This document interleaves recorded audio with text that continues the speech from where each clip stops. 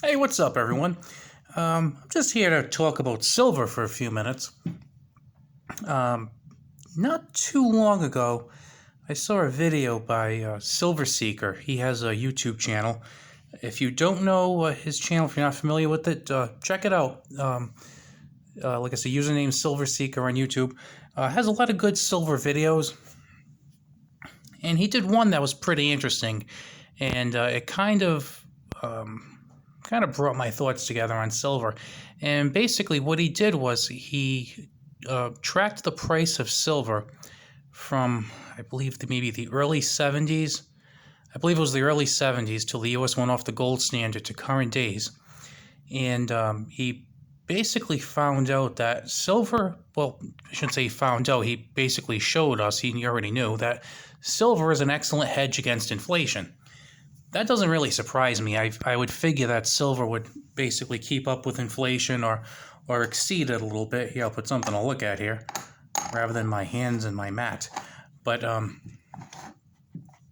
mean, it kind of makes sense to me. It keeps up with inflation, sometimes exceeds inflation. And if you watch his videos, he kind of always says he doesn't think you're going to get wealthy off silver, but it's a good hedge. I agree with that 100%. I have to tell you, and I haven't always been on that side of the fence. I started purchasing silver and started learning a lot about it maybe in early 2010. And at that point, Obama had just come into office, and a lot of people were saying things that made a lot of sense. Like, we have runaway inflation, we have a growing federal deficit that's going to make things worse. It's a very useful industrial metal that's used in a lot of things, like solar panels. Well, at that time, when I started buying silver, it was probably in the low to mid 20s. And it, kept going up a little here and a little there, and I kept buying, and I kept buying, and I kept buying. And I probably bought up until the 40s, and I kind of stopped buying, maybe the low 40s. And then it hit $50 or close to $50, very close. And I was pretty happy. Then all of a sudden, I remember on one Sunday afternoon, I had some family over, and I was watching the market as it opened at 6 p.m. and it just kept dropping and dropping and dropping, and it was just like a balloon that was just about to pop, and someone, instead of sticking a pin in it, they just put like a 6-inch dagger through it. And it just kept dropping. And it really, it kind of held around, if I remember correctly, like in the 30s for a while, but it never really recovered from that.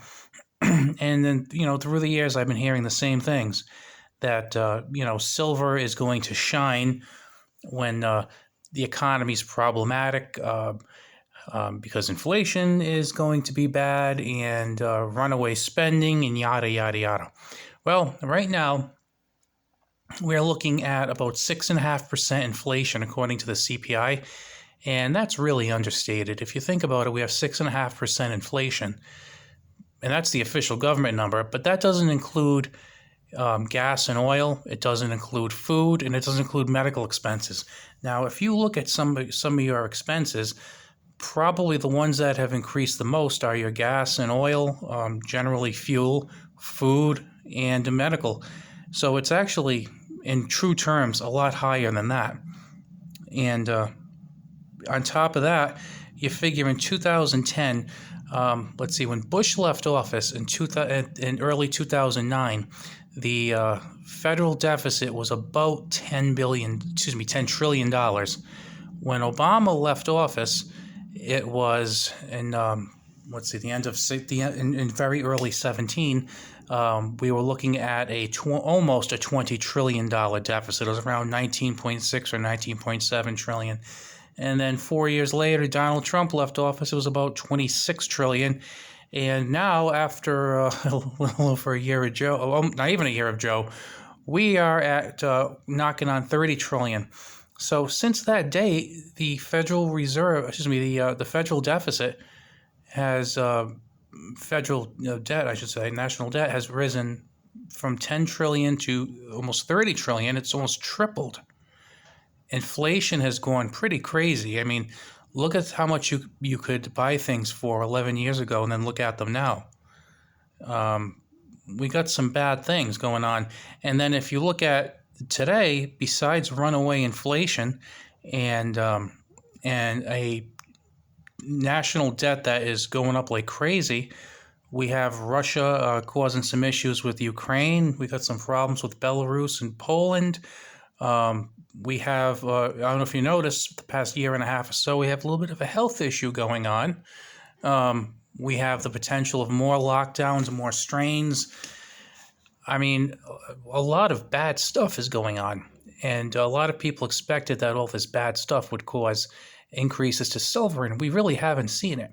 I mean, we went from seeing, $13, $14, $15 silver about a year and a half or so ago to $23 silver, which, isn't bad. And of course, with premiums on a lot of stuff like these right here, with those premiums, the price is substantially higher depending on what you're buying and selling. But it really hasn't gone where you would expect it to go in these situations. And then one other thing I had mentioned before was the industrial uses of silver. The solar panels. Solar panels are pretty huge now compared to where they were 11 years ago. I mean, people were using solar panels. They were converting to solar solar energy, but not to the degree they are now. I didn't see anywhere near as many houses with solar panels on the roofs 10 years ago as I do now. But yet we have all these solar panels being made, utilizing silver, all this other industrial use, utilizing silver. And we're still at, as of today, which is, November 26, 2021, we are at just a bit over $23 an ounce. About a week or so ago, we're at $25 an ounce, and it's just not moving. Basically, this might sound like it's kind of a negative on silver, but it's really not a negative on silver. It's just kind of don't get caught up in all the craziness. Some people try to pump it like it's crazy. It's kind of like stocks. Sometimes you see people pump and dump. I kind of think that's the way it is with silver, but unlike someone who bought like 100,000 shares of a penny stock and they're trying to sell it for a nickel, I think that a lot of the people who pump silver up irrationally are people who kind of bought into it and they want company. And, I fell for it early on. Now, this isn't to say I don't see value in silver. I see a lot of value in silver. I enjoy purchasing silver, but I enjoy it for multiple reasons. Usually when I do purchase silver, I don't buy bars. I only have actually these 3 silver eagles, to be honest with you. That's about all I have. I tend to buy a lot of U.S. coinage, and I buy it in silver. A lot of the silver coins I buy are brilliant uncirculated. They're proofs. They're older U.S. coins. Some of them just have scrap silver value. Some of them are a little bit better. It kind of varies a little bit. Now, my reason for that is that I want something that has the silver backstop, but also has additional value and let's call it like another thing that they can that would draw people into buy it if need be. So that's one reason why I like to buy some of those coins that maybe are a little bit more special. I mean, not a lot, because if you have a 1964 BU quarter, it's not a whole lot better than a circulated 1964 quarter. Looks a lot cooler, and some people will want that particular one more, especially if they're putting a set together, BU rolls. So I'd rather buy that kind of stuff. But the other thing is I just enjoy it.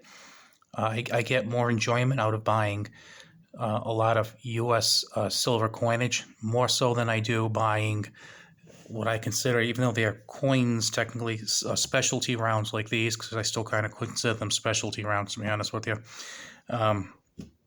Or especially bars. Don't really get any enjoyment out of the bars, but I do get enjoyment out of going through like a bag of dimes. I just do. I like that stuff. But my biggest purpose for it is a very slow accumulation to kind of head off silver. For me, I consider the way to accumulate wealth and maybe do a little bit better would be stocks. Not the best thing, but that's kind of what I think would be the best way to make a a more substantial amount of money. As far as silver goes, I kind of look at it just as a hedge. My wife and I had a savings account a few years back. We got 1% interest. Well, whoop-de-doo.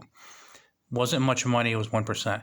They've cut that down now to 1/10 of 1%. So we get almost no interest on that account at all, like zilch. So what I do is the money that I would put around in a savings account, or historically people would put in a savings account, I put into silver. Because the way I look at it is if you have 6% interest, a 6% inflation, and you're getting 1/10 of 1% in interest, you're losing 5.9% on your money. That $100 that you had is now worth what is that, $94.90. No, thank you. Actually, it would be $94.10. Excuse me. So no, thank you. I'd rather put it in silver. Then maybe that if I try to cash that silver in, maybe if it does keep up with inflation, I'll have $106. Which, by and large, when I have sold silver, I have done better than otherwise. I've usually, at worst case scenario, recovered what I spent because I think I shop wisely. But otherwise, I've picked up a couple of bucks.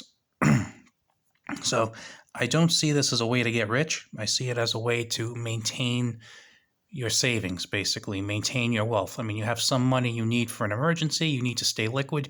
You have some money that you might want to try and grow into something else, maybe through stocks or real estate. And then you have some that you want to keep relatively safe, but liquid. This is it. Because let's face it, if you're trying to sell something like, I don't know, some kind of electronic doodad on eBay, you're probably going to have to put it up for a 5 or 7 day auction. Do you ever try selling silver eagles on eBay? You put the silver eagles up for eBay, you get bids almost instantaneously, and they're usually pretty close to what you expect to get.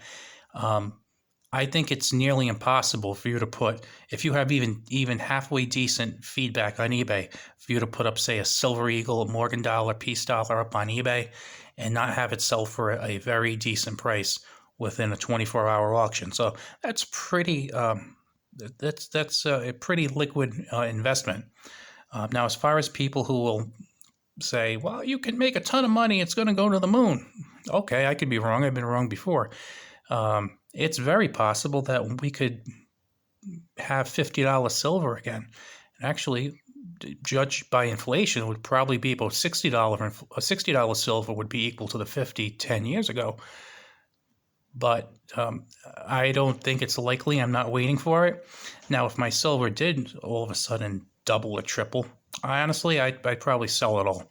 I wouldn't be stupid like I was before. I would sell it all. I'd sell it all for the increased money. And then when it dropped again, like I'm thinking it probably would, then I would just buy it back. And I buy more back at the same price. So if $1,000 in silver could be sold for $2,000, sell it for $2,000, get the two, and then when it drops back again, buy some more. That's where I would be. So, like I said, this is just my view. I know some of you are going to be really going crazy and stuff, saying it's the best thing ever. I think it's really cool. I don't think it's the best thing ever, but I think it's something that does have a place in our investment portfolios, and plus there's the whole prepping thing too, where it's something that you could use as a means of trading and whatnot. Like I said, I love silver. I love silver as much as the next guy. I just don't think it's going to make me a millionaire. I just think it's going to kind of help me maintain what I have. And I think if you look at it like the main purpose is to maintain what you have, I think that you'll do all right with it. But if you're looking to make $1 million on it after spending $5,000, you're probably not going to be successful.